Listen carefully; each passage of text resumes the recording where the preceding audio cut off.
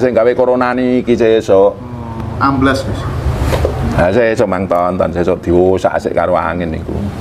Angin niku ngusak asik ning pageblok nanti. Ada satu wabah yang lebih hebat dari corona. Sing diserang pertama ya sing gawe niku, tenang mawon.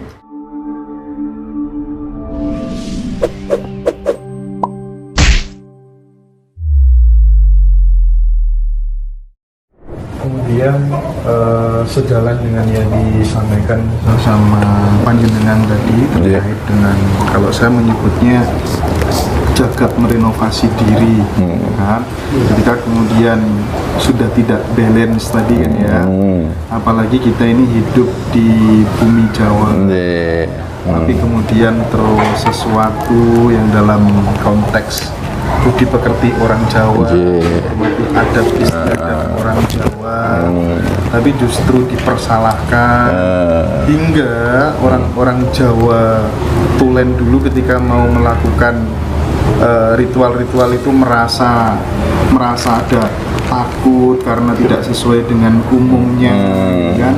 Nah, saya ingin mendengarkan pandangan atau firasatnya Gus Rafiq terhadap upaya pembenahan alam ini, bisa disebut sebagai bencana dan lain sebagainya. Itu kira-kira seperti apa Gus? Bukan bermaksud untuk menakut-nakuti dan lain sebagainya, tapi lebih pada sebagai pengingat, evaluasi, perbaikan dan penyempurnaan sebagai manusia yang menyatu dengan alam semesta itu, Pak. Iya. Saya bicara khalifah ya. Manusia itu diciptakan di dunia ini untuk jadi khalifah. Ini ja'ilun fil ardi khalifah. Ya pancen rencana awal menungso diciptake ning donya niki arep didadek khalifah sing dandan bumi.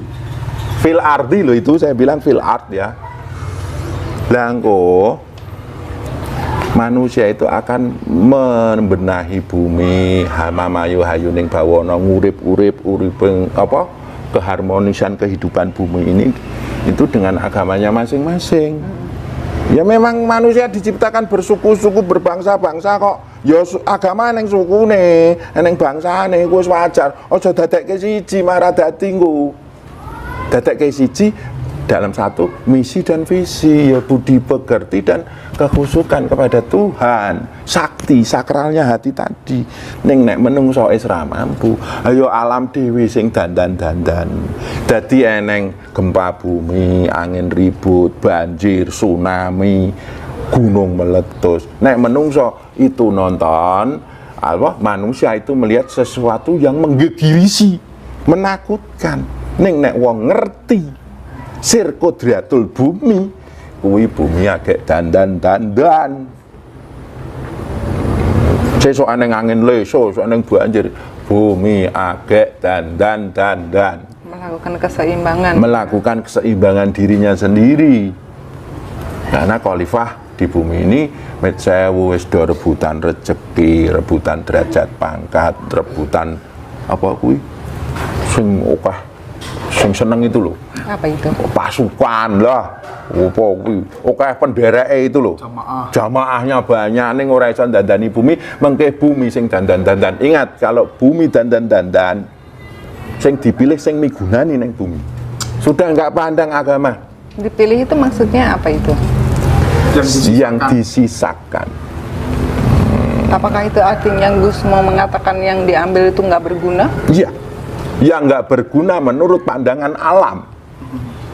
Maka sekarang nyatakanlah dirimu berguna dengan alam. Metsewu angin dugi sing gawe sapa niku? Allah. Nate nyebut Allah jenengan. Tahu lah. Ya, setiap hari sering mboten? Insyaallah. Sampeyan tiap hari nglungguhi bumi niki nglungguhi bumi. Ya. Pernah? Allah. Insyaallah 3 bulan ini. Ya. Lebih kusyuk. Kalau di majelis kami itu zikirnya begini ya, tangannya begini. Dek. Di dalam tubuhku ada unsur tanah. Di sana ada unsur tanah. Allah ya Rahman ya Rahim sallallahu ala Muhammad sallallahu ala Muhammad. Di dalam diriku ada unsur api, sana juga di sana ada angin, di sana ada juga Allah. Nanti zat semesta duduk begini, ada angin Allah, ada hujan Allah, ada mendung Allah, ada tumbuhan Allah, ada hewan Allah, ada manusia Allah, langit seisinya Allah, bumi seisinya Allah. Jenengan iku kalau nggak bisa berguna dalam arti materi atau apa, minimal syahadat. Saksikanlah yang namanya syahadat itu mukasyafah, menyibak semuanya, di balik semua itu ada Allah. Lalu musyahadah. Ngoten niku. Lah niku cara dene wong sing migunani ning alam.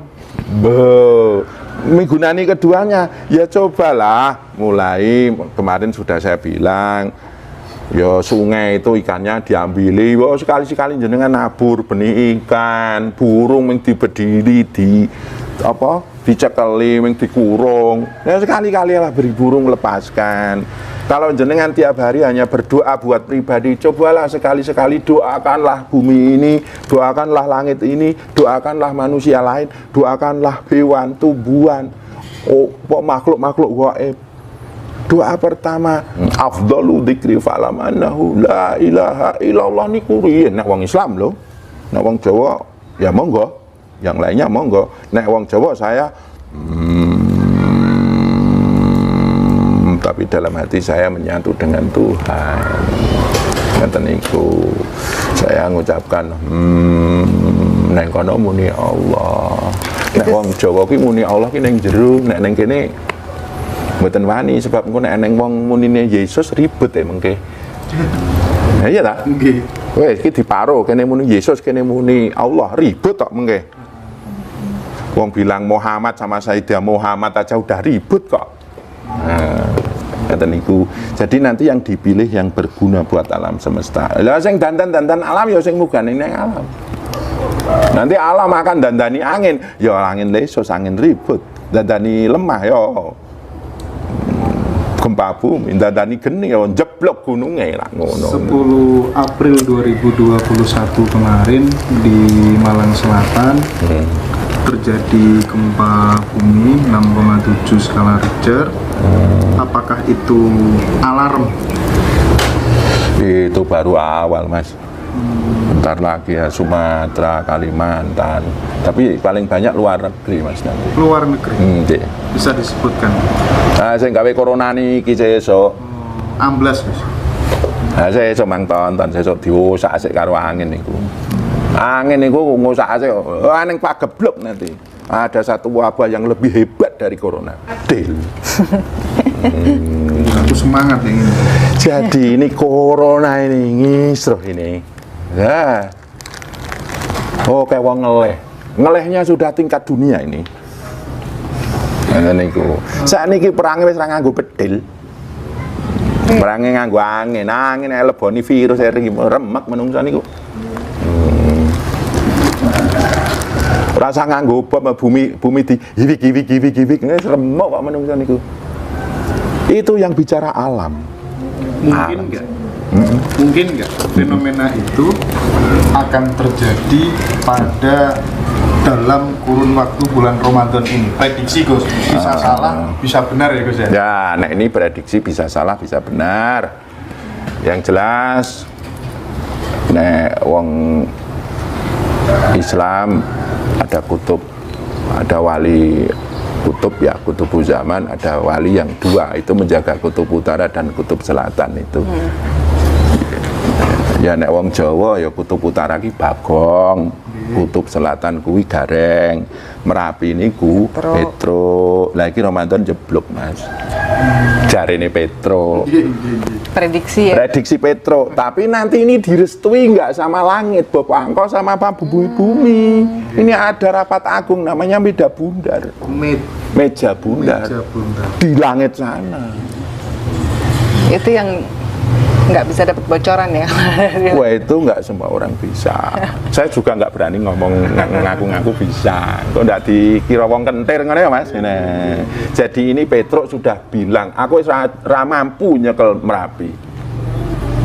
Ki kudu jeblok. Karena apa? Jebloknya Merapi itu pencerahan bagi mereka. Pencerahan? Ya pencerahan. Lah iku ngentot ya iku. Nek ngentot cilik-cilik wetenge lara ya Petruk niku. Ngaten. Buat belang itu. Tapi ini usul ini. Nek Bapak Angkasa Bumi Pertiwi merestui dadi anjebluk. Gus, boleh nggak saya oot ya kan? Apa itu? Kan kalau masyarakat Jogja itu kan percaya Nah, kalau Merapi itu ada hubungannya dengan pantai laut selatan. ada. Nah, ini kenapa Gunung Merapi tidak dilindungin lagi karena anunya tidak sarujuk dengan pantai selatan. Itu apakah benar mitos? Oh, wah, Gunung Merapi kok karo pantai selatan ribut bukan. ndak? Maksud saya dulu kan dikalungi supaya selamat gitu kan, sana dan sini. Iya. Tapi ada yang saya tidak bisa sebut namanya ya Nggih. kan, atasan di atas sana itu yang tidak begitu bersahabat dengan pantai selatan seperti yang pendahulu-pendahulunya. Gunung Merapi kalih pantai selatan iki kaya bapak karo anak nggih. Nggih. Ya kadang ribut biasa. Ning ribut gaib alam niku ya nanti ngefek di alam sing ketok niki. Itu memang makanya Mejewu dulu keraton itu selalu sedekah laut, sedekah gunung, ada Iya. sedekah buminya. Dulu kayak gitu. Nah, Itu sedekah itu ya bismillah dengan nasma Tuhan. Kita berhubungan berbudi pekerti dengan mereka-mereka itu. ini artinya kan yang sekarang ini kan keraton milenial gitu aja ya, tidak seperti yang dulu lagi. Apakah itu ada pengaruhnya dengan keselamatan kota Jogja? Ya, kalau keraton di mana saya no comment, kok ndak kleru karo Kanjeng Sinuwun. Saya Ya, juga takut yang ya, jelas udah. gini Itu aja. sepertinya. Ya namanya keraton Oke. Jogja ya kudu nyekel budi pekerti kuwi mau. Tapi insya Allah ya semoga masih nyekel itulah. Amin, ngoten amin. niku. Tapi kalau saya mengambil satu kesimpulan, oh keraton sekarang ini saya tidak berani karena itu bukan ranah saya. Nah itu ngaten mawon. Sampean kula kan duwe keraton agung jenenge ati. Ya sering ndongake gunung, sering ndongake langit, sering ndongake laut, ndongake bumi ngoten niku mawon. Semuanya ada keraton agungnya kok. Nah, tuh. Lah, nggih kita yang merajai kulukum ra'in wa kulukum as'ulun an ra'iyati. Setiap engkau itu pemimpin dan akan dipertanyakan kepemimpinanmu. Itu ada di Nur Muhammad sana. La ilaha illallah Muhammadur Rasulullah di sana itu. Ngoten niku. Iya. Ketika seseorang sudah baiat di Thariqat Satariyah, terus kemudian dibimbing untuk kemudian menemukan dan menyatu sehingga pandangannya sudah tidak pandangan manusia lagi, pikirannya begitu, ya kan? Apapun yang diperbuat sebagai manifestasi daripada Sang Pencipta. Bisa nggak kemudian menundukkan jin-jin, demit-demit dan lain sebagainya? Barangkali bisa dijelaskan secara rasional, Gus, karena orang yang berhubungan dengan begitu-begitu, image-nya itu langsung negatif, Gus, Iya. tanpa punya dasar keilmuan yang jelas. Ya kalau kita mengatakan menundukkan jin, ya itu nggak tata krama ya. Kita menyatu dengan Tuhan. Semuanya akan tunduk sama Tuhan yang ada pada diri kita. Azazil ora gelem nyembah Adam karena dia yang dilihatkan unsur tanahnya. Loh aku ki geni kok. Nek malaikat gelem tunduk marang Adam, ya mergo sing didelok Gusti Allah sing nang jerone niku lho. Tuh. Dan telah kutiupkan ruhku. Iya. Tapi ya yang namanya Azazil kan unsur api. Unsur api itu kan pelanggarannya kan di kesombongannya. Lah Nabi Adam kan unsur tanah. Ya pelanggarannya di unsur lawamanya makan. Lah buah kulti niku. Lah ifrit pelanggarannya ganggu Bani Ibrahim niku. Sing niku lho Nabi Ismail ajeng disembelih bapakne. Diganggu jim ifrit akhirnya dadekke jumbrah pendak tahun dipelintengi nganggo watu dibandemi nika lho. Nika menggambarkan ifrit nika.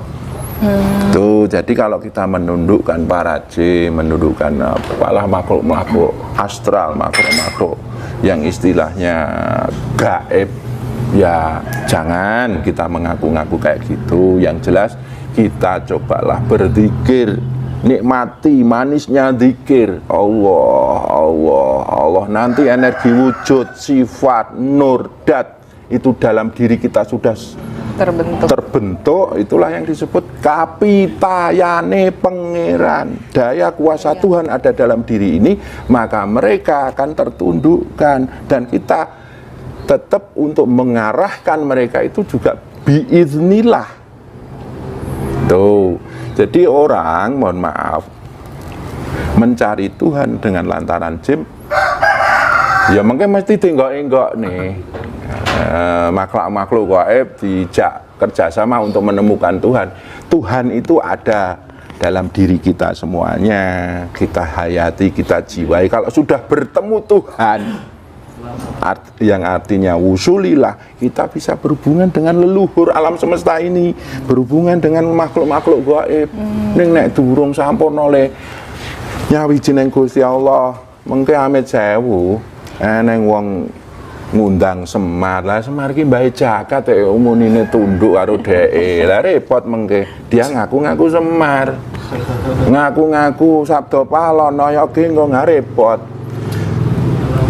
Bersatulah dirimu semuanya, istilahnya sepakat menjadi azam untuk takoruban mendekat dengan Tuhan.